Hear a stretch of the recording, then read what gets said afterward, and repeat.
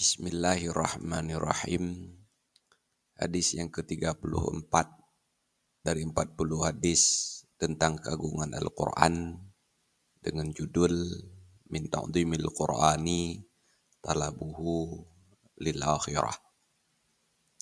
Di antara bentuk pengagungan Al-Quran adalah membaca dan mempelajarinya untuk mendapatkan pahala di akhirat.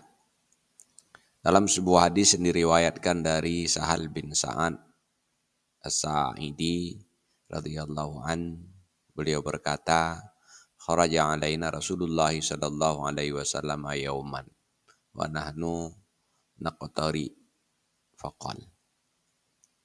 Suatu hari Rasulullah sallallahu alaihi wasallam menemui kami ketika kami sedang membaca Al-Quran.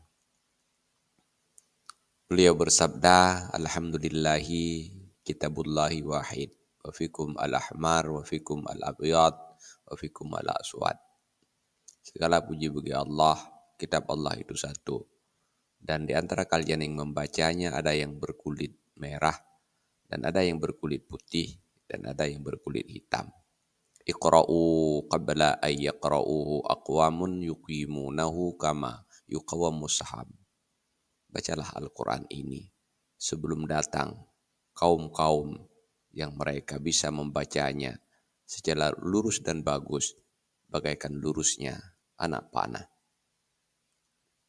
Yuta'ajjalu ajruhu wala yuta'ajjaluh.